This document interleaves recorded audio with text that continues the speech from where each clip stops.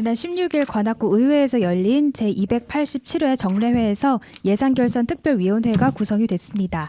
위원장, 부위원장으로는 누가 선출이 됐을까요? 의원들의 5분 발언도 살펴보겠습니다.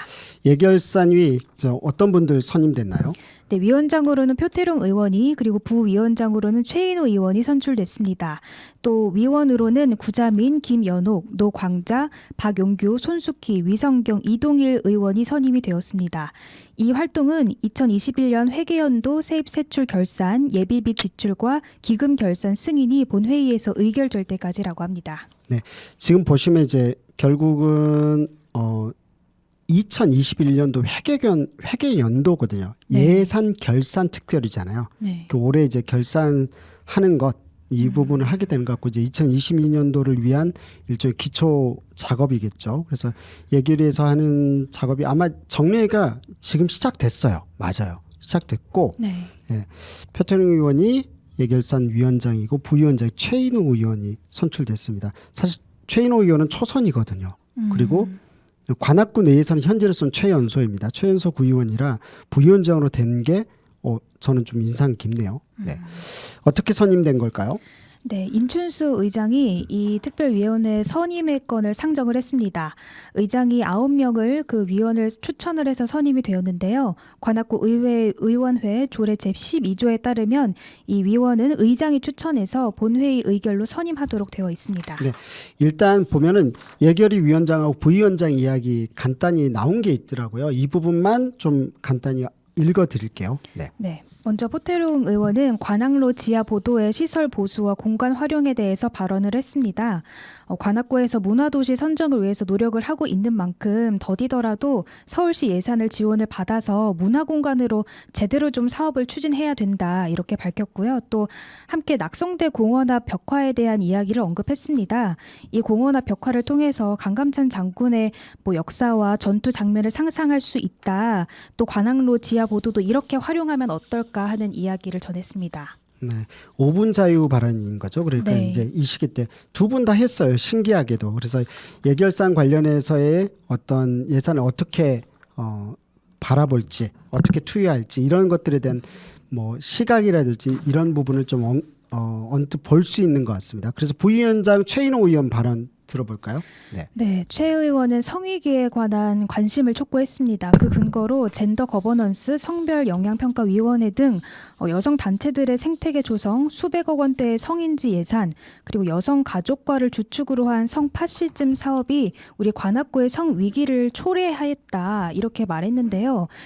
단체들에 대해서 의원은 더 이상 우리 구의 비전에 관여할 수 없도록 차단해야 한다.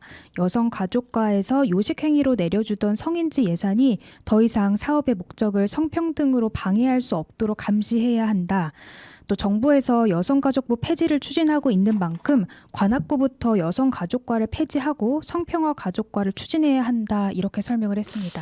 야, 그러니까 이 부분들은 아마 지역 주민분들은 언뜻 이게 무슨 이야기지 이러실 거예요. 일단 최인호 구의원 같은 경우는 그 전부터 성평등에 대한 부분에 대해서 일단 다른 시각으로 봐왔고요. 특히나 관악구 내 예산들 중에서 오히려 성평등을 저해하는 예산 편성이 있을 거다. 그리고 일부 단체들이 이런 것들에 영향을 미쳤고 그랬기 때문에 여성가족과에 대한 폐지 부분이라든지 그리고 그런 단체들이 더 이상 이런 구의 비전에 관여할 수 없도록 차단해야 된다라고 하고 있거든요. 네. 그래서 이 부분은 사실 어찌 보자면 논란이 여지가 있어요. 충분히 한번 토론해 봐야 되고 관악구의 성위기를 초래했다는데 그 성위기가 도대체 뭔지에 대해서는 구체적으로 언급한 게 없어요. 네. 구체적으로. 그래서 그런 것도 좀 물어봐야 될 것 같고 성파시즘이라는 것도 역시나 모셔서 들어보고 싶습니다. 네. 오셔야 될 텐데.